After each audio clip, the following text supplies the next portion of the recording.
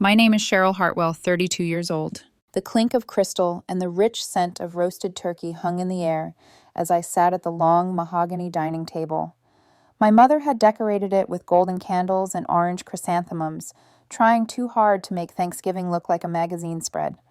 I kept my Birkin bag, a supple butter-soft leather in a deep cognac shade, resting on the chair beside me. Across the table, my sister Vivian's eyes kept darting toward it. Every time she glanced at the bag, her lips curved in that sly way I knew too well, as if she was winding up for an insult. Finally, she tilted her head and let the words drip like poison disguised as honey. "Nice bag," Vivian said, her voice sugar-coated. "Canal Street special." The laughter around the table was instant. My father nearly choked on his wine, sputtering, as if he hadn't expected her cruelty to be so sharp. My mother pressed a manicured hand to her mouth, her eyes sparkling with amusement, and even my brother-in-law. Daniel chuckled nervously, though he shifted uncomfortably afterward. "Vivian, be nice," Mom murmured, still smirking. Then in the same breath, "Although, honey, you really should be more careful with those knockoffs. They can spot them a mile away at the club." The fork in my hand trembled just slightly before I steadied it. I sliced into my turkey and said nothing, though the silence stretched like a dare. Vivian took it. "I'm serious, Cheryl. This whole little act of yours, the designer clothes, the business trips, the Paris hotels on Instagram. It's getting embarrassing. Everyone knows you work at a nonprofit. What's the salary there? 65 grand. Maybe the math doesn't add up." Dad's voice followed grave with rehearsed concern. "Cass, are you in debt? Because this pretending, it's not healthy." I forced myself to take a sip of water as if their words didn't pierce. "I'm not in debt." Vivian leaned forward, her earrings glittering under the chandelier. "Then how are you affording this?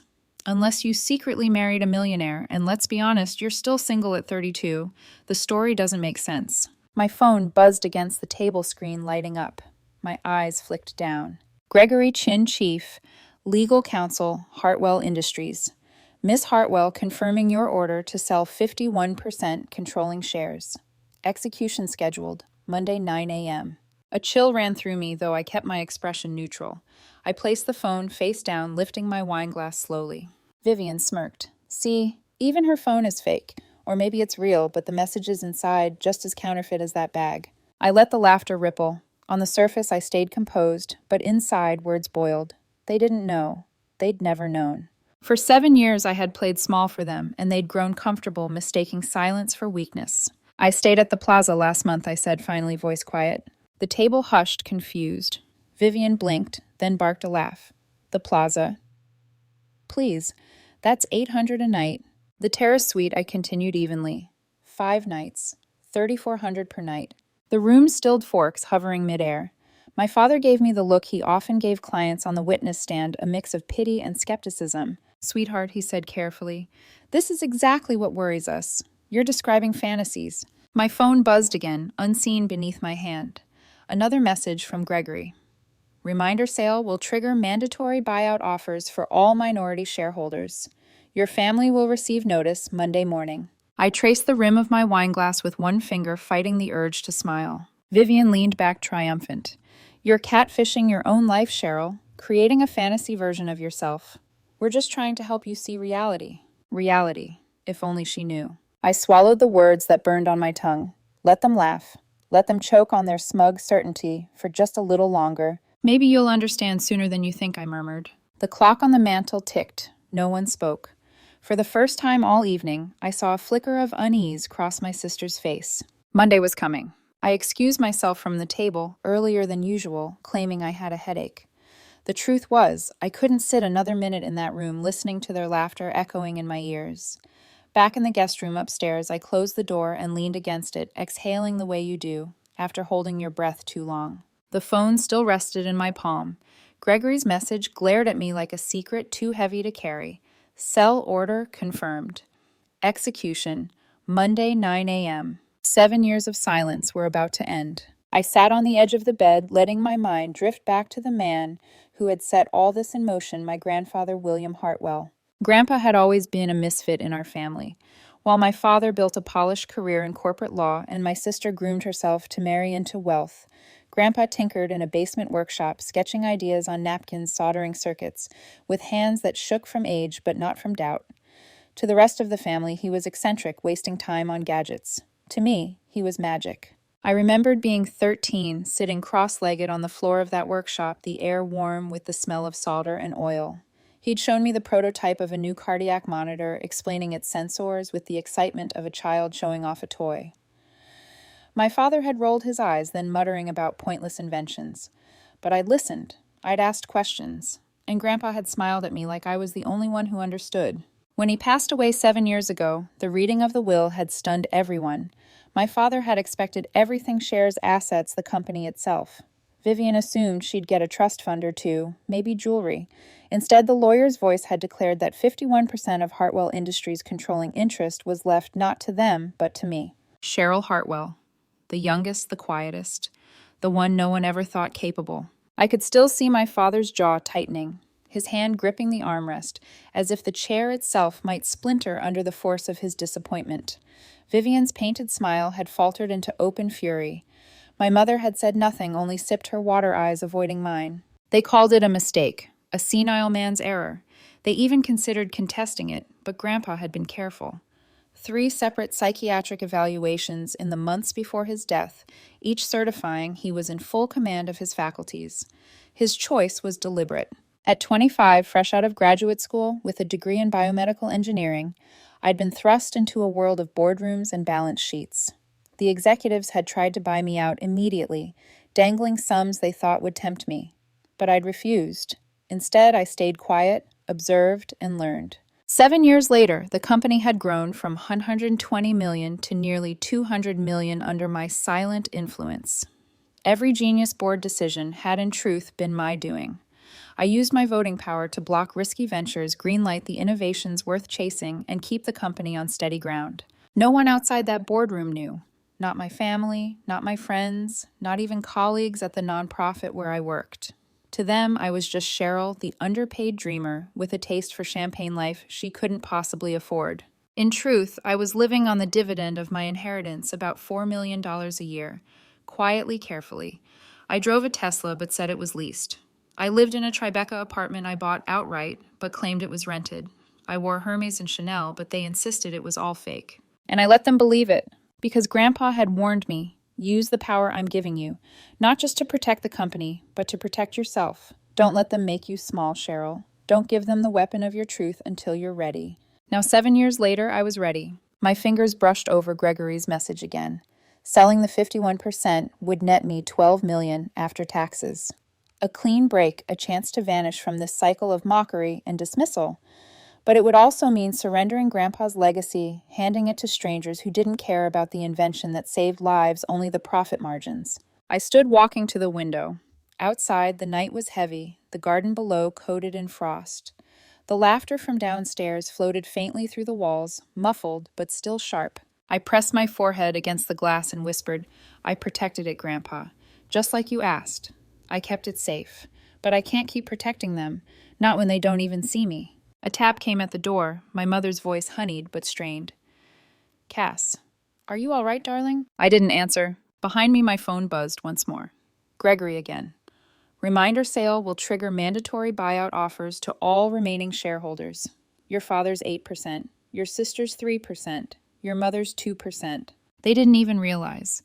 They had been sitting on millions for years, blind to it, blind to me. Monday morning, that blindness would burn away. And I wondered, would they finally see me, or would they only see the fortune slipping from their grasp? When I returned to the dining room, the laughter had dulled into the clink of forks on porcelain. Vivian spotted me first and leaned back in her chair, lips curled into that sharp smile. "Back from your little nap?" she asked sweetly. "You didn't miss much. Just Dad explaining how debt spirals ruin people's lives. Very educational." My father gave a theatrical sigh. "Cass, we're worried. All these stories. The designer handbags, the hotels, the restaurants. We just want you grounded." I slid into my chair and rested my napkin carefully on my lap. "Grounded," I repeated softly. Vivian smirked. "Yes, because the way you talk, it's like a movie. Fantasy. First the plaza, now what private jets?" I took a slow sip of water, letting the silence stretch. "Last spring, I said I flew to Napa for a private wine dinner. The vineyard was closed to the public. 12 guests. Each bottle uncorked cost more than Dad's watch. Vivian's fork froze halfway to her mouth. Then she snorted. Oh, that's rich. You've upgraded your lies from handbags to vineyards. Dad leaned forward, voice low, lawyerly. Cheryl, this is concerning. Truly. Fantasies this elaborate are worrying. Mom cut in, finishing his thought. She tilted her head, eyes soft with feigned compassion. Sweetheart, maybe you should talk to someone. A therapist, perhaps. Their words hit like darts, dull and practiced. I steadied my hands on the tablecloth, fighting the urge to laugh. Because beneath my palm, my phone buzzed again. Gregory's third message, execution, will also notify minority shareholders. Their stakes valued in the millions will be liquidated. My family, so certain I was delusional, had no idea their fortunes were tied to the very company they dismissed as Grandpa's little gadget business. Vivian stabbed her turkey with unnecessary force. You know what I think? I think you're catfishing your own life. Fake purses, fake posts, fake stories. You've built this whole persona to look important. I set down my fork with deliberate care, the sound crisp against porcelain. The bag is real. Her laugh rang hollow. Please. I bought it in July. Hermès, Madison Avenue. You can call Bernard the manager. He'll remember me. The smirk slipped a fraction, but Vivian pressed on. Anyone can fake a receipt. You're not fooling anyone. I leaned forward, voice calm but edged like glass. No, Vivian. I'm not fooling anyone. I never tried. You fooled yourself. You saw what you wanted to see, a failure, a pretender. And you clung to it because admitting otherwise would mean admitting you were wrong about me. The words hung in the air, heavy as storm clouds. Daniel, my brother-in-law, cleared his throat nervously. Well, maybe we should just eat. But Vivian wasn't finished. Her cheeks flushed with something between rage and fear. Fine. Then prove it. Show us your bank account. Or do you conveniently not have access to that fantasy right now? A pulse of heat rose in my chest. For 7 years, I'd bitten my tongue, played small, let them dismiss me. But tonight, I could feel the dam cracking. I lifted my phone, tapped the screen, and set it face down on the table once more. Monday morning, I said evenly, you'll have your proof, whether you want it or not. Dad frowned. What's that supposed to mean? I swirled the wine in my glass, watching the deep red cling to the sides. It means the truth doesn't need defending. It reveals itself in its own time. For the first time that evening, silence stretched longer than laughter. Even my mother's smile faltered. Vivian shifted in her chair, her bravado cracking just enough for me to see the flicker of unease in her eyes. I leaned back calm again. Eat your turkey. Enjoy the wine. Monday will take care of the rest. The antique clock on the mantel ticked loudly in the hush that followed, and I could see it, the seed of doubt finally planted in their minds. The silence around their table pulsed like a living thing, broken only by the steady tick of the mantel clock. Vivian toyed with her wine glass, trying to resurrect her smirk, but her eyes betrayed her. Dad finally exhaled through his nose, weary. Cass, we've been patient. But enough of these riddles. You're describing luxuries that would bankrupt you 3 times over. If you don't want help, just say it. I looked at him, at all of them. My family so certain, so smug, so blind. Something inside me clicked into place.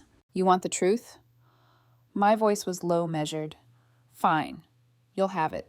Vivian scoffed. Here we go again. 7 years ago, I cut in my tone, slicing sharper than her mockery. Grandpa William died. We all sat in that law office, expecting him to leave the company to Dad. Or maybe divide it between you and me, Vivian, with a few scraps for Mom. Do you remember? Dad's jaw tightened. I remember a mistake in the will, yes. No, I said firmly. Not a mistake. He left controlling interest in Hartwell Industries to me. 51% of the company. The majority. His legacy. His choice. The room went still. Vivian's laugh rang too loud, too desperate. That's impossible. If you owned controlling interest, we'd all know. You didn't know because you never paid attention, I snapped. You signed the shareholder agreements without reading them. You filed the annual reports without looking at the numbers. You cashed dividend checks for years without asking where they came from. And all this time, you've been living off the company I control. Dad's face drained of color. That's not... It is, I cut in. Your 8% stake. Mom's 2. Vivian's 3. Combined, you've been receiving close to $1 million annually. Did you think those checks were some minor estate payout? No. They were dividends. From Hartwell Industries. From the company Grandpa trusted me to protect. Mom's hands trembled, her napkin slipping to the floor. You're lying, she whispered. I unlocked my phone, pulled up Gregory's email, and slid it across the table. Chief Legal Counsel. Read it. Monday morning, my order to sell goes through. When it does, company bylaws force a buyout of every remaining shareholder, each of you included.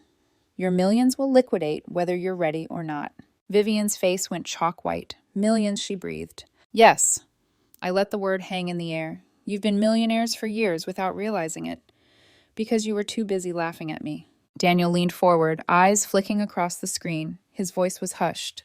She's not lying. Dad's hand clenched around his glass until I thought it might shatter. You'd sell the company to outsiders after everything your grandfather built. After everything I built, I corrected coldly. For 7 years, I guided that board, blocked bad decisions, chose smart ones, watched the company grow from 120 million to nearly 200. I protected it. I grew it. And all the while, I let you mock me, dismiss me, call me unstable. Vivian's voice trembled. Why tell us now? Because I'm done, I said simply. Monday morning, the sale executes. Unless I pause, savoring the silence, you give me a reason not to. The weight of the words crushed the room. Mom's lip trembled. Cassie, don't do this. You can't just... I can, I said. And I will. Unless you finally acknowledge what you've refused to see, that I am not delusional. That I am not broke. That I am the only one in this family who actually protected Grandpa's legacy while the rest of you ignored it. No one moved. No one spoke. Even Vivian's sharp tongue failed her. I stood lifting my bag from the chair, smoothing my dress as I did. You have until Sunday at midnight. That's 63 hours. Convince me to stay or watch me walk away. The candles flickered shadows crawling across their stunned faces. And then I left them there, frozen in their disbelief, the clock ticking louder and louder in the silence I left behind. The door of my apartment shut behind me with a heavy click, muffling the world outside. For the first time that night, I allowed my shoulders to sag, the mask of calm peeling away. I tossed my keys on the marble counter and uncorked a bottle I had been saving for months, a 2015 Chateau Margaux, $850 at purchase. I poured a glass, the deep garnet catching the city lights that shimmered through my floor-to-ceiling windows. For 7 years, I had lived quietly with wealth, never flaunting it, though tonight I realized hiding it had become a weapon in its own right. The first voicemail buzzed into existence before I had even sat down. Dad. His voice halting, strained. Cheryl, sweetheart. A long pause, then a shaky breath. I just spent the last hour on the phone with Gregory Chin. Everything you said checks out. The trust, the shares, the dividends. All of it. I can't believe it. I can't believe I dismissed you like that. For 7 years. Another pause. I was so caught up in my career, in what I thought success looked like, I didn't see you for who you really are. Your grandfather was right. You are extraordinary. Please, don't sell. Not yet. Give us a chance to understand. Give me a chance to be a better father. Please. The message ended. I let the silence after it linger heavy as the wine in my glass. Another voicemail. Vivian this time, her voice uneven, thinner than I'd ever heard it. Cass. Nat. I don't even know what to call you anymore. I'm sorry. I was jealous, okay? Jealous of you. You're living this incredible life. Real dinners, real trips, real successes. And I'm just playing dress up on charity boards, pretending to be important because of Daniel's money. And you. You were actually important. And instead of celebrating you, I tore you down. God, I was awful. The bag's real. Your life's real. I'm the fake one. Her breath hitched. Please call me. Please. I set my glass down carefully, staring out over the skyline. The city below glittered like 1,000 secrets. The next message came from Mom. Her voice cracked before she even spoke. My darling girl, I failed you. I let your father's definition of success blind me. I should have been your shield. I should have believed in you. I'm sitting here looking at the shareholder reports I ignored for 7 years. They're all here, neatly filed, unopened. You grew the company while I pretended you were struggling. How did I miss you? How did I miss the woman you became? Her breath caught ragged. Please, don't walk away from us. Give me another chance to see you, Cheryl, truly see you.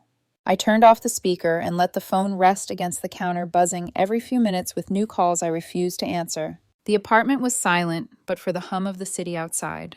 I took another sip of wine and closed my eyes.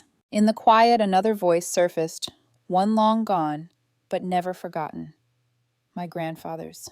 Don't let them make you small, Cheryl. You'll have to fight that battle your whole life, but you're stronger than they know. My throat tightened. For 7 years, I had protected his legacy in silence, honoring his trust while enduring my family's disdain. Tonight, the mask had cracked, and the truth had spilled out like floodwater. And now, with the company's future in my hands, I had to decide, was this about revenge or something more? Another buzz, a new voicemail.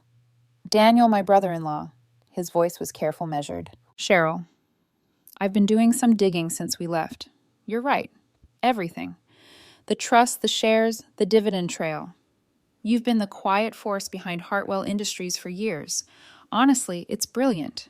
Genius. You hid in plain sight while steering the ship. A beat of silence. But selling out of anger, please think twice. You've already proved your point. They're terrified of losing you now. Don't throw away your power just to punish them. Use it. On your terms. I replayed that line in my head. Don't throw away your power just to punish them. For the first time that night, I allowed myself to wonder, was walking away really the victory? Or was forcing them to finally acknowledge me, the sharper blade? I swirled the wine, watching it catch the light. The phone buzzed again, one more message blinking on the screen. My fingers hovered, but I didn't play it. Not yet. Instead, I whispered into the stillness, "You told me not to be small, Grandpa. Maybe it's time I finally listened." I woke to the sound of my doorman's voice over the intercom, muffled but incredulous. "Miss Hartwell, your family is here, all of them." I sat upright in bed, momentarily disoriented. Family here. The red glow of the clock read 6:12 a.m. Dragging myself to the window, I pulled back the curtains. Sure enough, 4 familiar figures clustered at the entrance to my building, my father pacing in his overcoat, my mother clutching a paper bag as though it were a peace offering. Vivian hugging herself against the cold, Daniel calm and watchful beside her. The sight was so absurd I almost laughed. They had never once come here without an invitation. Now they looked like penitents at the gates of a temple.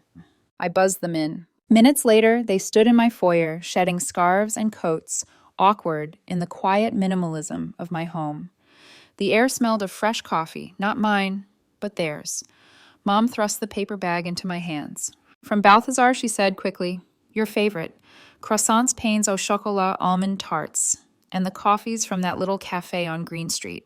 The one you love." Her smile was brittle, desperate. I set the bag on the counter without comment. Vivian stepped forward, next her posture uncharacteristically small. I called Hermès. Bernard remembered you. He said you're one of their best clients. That you have taste. That you're respected. She swallowed hard. I thought you were faking everything. But it was me. I was the fraud, not you." Her eyes were glassy, rimmed with exhaustion. Dad cleared his throat, trying to reclaim authority, but faltering. "We read everything. The shareholder agreements, the reports. Your proxy votes. Every decision. Cheryl, you've been extraordinary. I don't know how we missed it." "You missed it because you didn't look," I said flatly. The words cut sharper than I intended, but I didn't retract them. Daniel, ever the mediator, raised his hands. "That's true, but we're here now, to acknowledge it, to acknowledge you." I let my gaze drift over them. My mother wringing her hands, my father with his jaw tight, Vivian trembling, Daniel quietly steady. For years, they had reduced me to a caricature, the struggling do-gooder, the delusional dreamer. And now here they were in my foyer at dawn, bearing croissants and confessions like penitents at Mass. I crossed my arms. "So this is your grand gesture, pastries and coffee." Mom's face crumpled. "No, darling. This is us saying we were wrong. We were blind. We let pride, jealousy, arrogance, whatever it was, make us dismiss you. We don't want to lose you. Or the company." There it was, the addendum. I arched a brow. "Ah, the company." Dad flinched, but didn't deny it. "Yes, the company. Because it matters. It matters to all of us. But more than that, it matters to you. You've protected it all these years. You belong at the helm, not selling it off to strangers." I studied him. For the first time, I noticed the lines carved deep into his face, the uncertainty in his eyes. He wasn't just pleading for the company. He was pleading for me. Vivian's voice cracked. "Cass, I don't deserve your forgiveness, but I need it. Please, don't shut us out. Not like this." Her words were raw, unvarnished.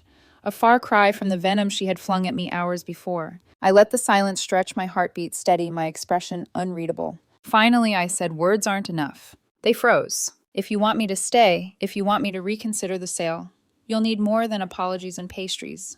You'll need to prove it. Show me you're not just scrambling to protect your bank accounts. Show me you actually see me. Dad's voice was low, almost reverent. Then tell us how. Tell us what proof you need. I didn't answer. Not yet. Instead, I turned, poured myself coffee from their offering, and took a long, slow sip. They waited uneasy in the silence. The clock ticked in the corner, steady and relentless. Monday morning was still looming, and time was running out. We sat around my dining table, the pastries untouched, the steam from the coffee curling into the tense air. My family shifted uneasily, waiting for me to speak, but I stayed silent, letting them sweat. Finally, Dad reached into his briefcase and slid a stack of papers across the table toward me. His hands trembled slightly as he pushed them forward. This, he said, voice rough, is a new shareholder agreement. Drafted last night with the help of our attorney. It acknowledges you as the controlling shareholder. And he hesitated as though the words themselves, scraped against his pride, appoints you CEO of Hartwell Industries with full operational authority.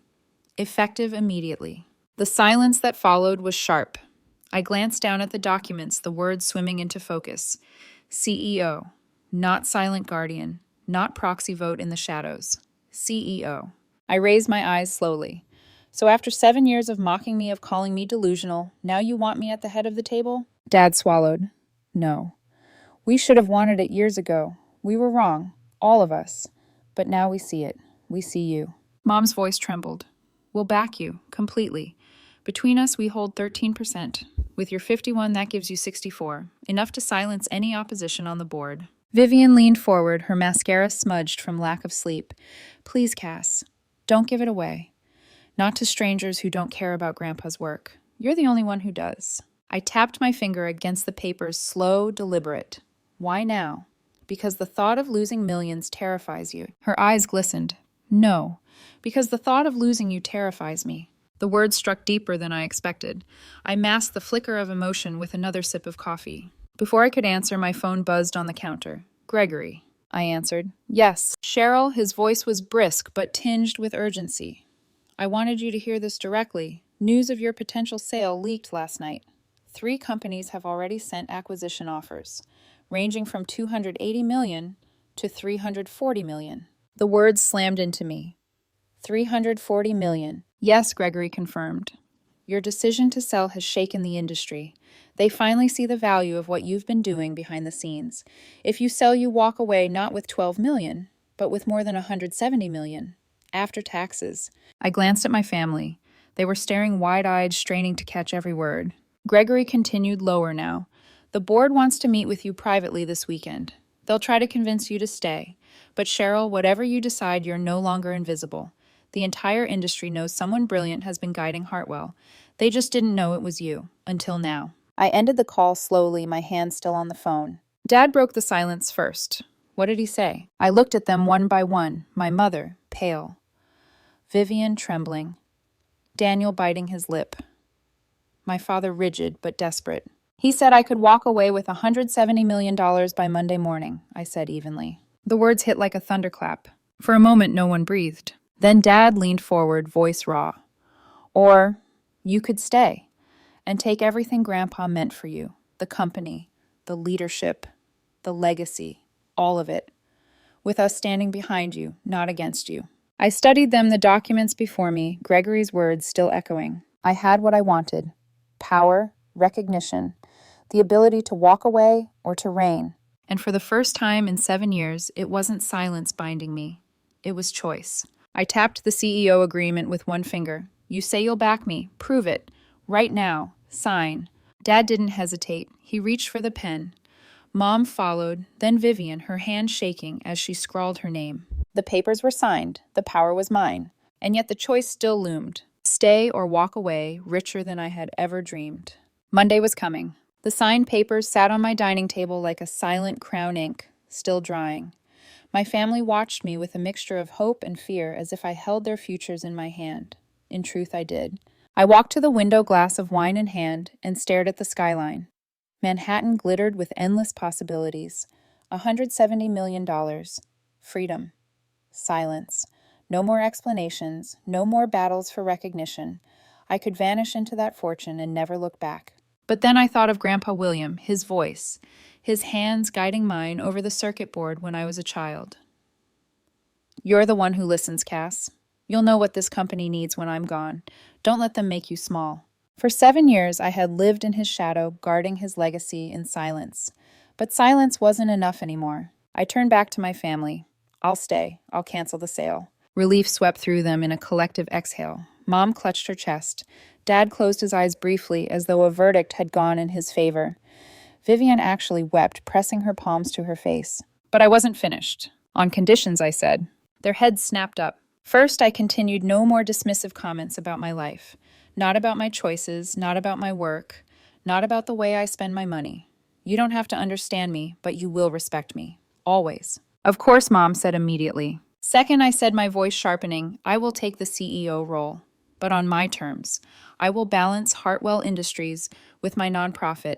Both matter to me. That's not negotiable. Dad nodded quickly. Agreed. Third, I said, my gaze settling on Vivian, no more accusations, no more mockery, no more pretending my life is some elaborate lie. Her face blotchy. Vivian swallowed hard. Never again. I swear it. And finally, I said, setting my glass down next year. Thanksgiving is here, at my place. And if I'm going to host this family, we'll do it right. A chef, a proper meal, a table where respect is required, not optional. For the first time all morning, laughter broke the tension. Tentative, awkward, but real. Dad stood and crossed to me. For years, he'd been a man of handshakes, not embraces, but now his arms went around me. Hesitant, then firmer. I'm proud of you, he whispered, voice cracking. I should have said it years ago. Mom followed, tears streaking her cheeks as she kissed my temple. Vivian came last, her hug, clumsy, desperate. Teach me, she whispered. Teach me how to be like you. Oh. I didn't answer. Not yet. Later that afternoon, I sat at my desk and drafted the email to Gregory. Subject: cancellation of sale order. Effective immediately. I am withdrawing my order to sell controlling shares of Hartwell Industries. I will retain my 51% ownership and accept the position of CEO. Notify the board accordingly. I hesitated, then added one last line. It's time they know who's been guiding them all along. The reply came within minutes. Congratulations.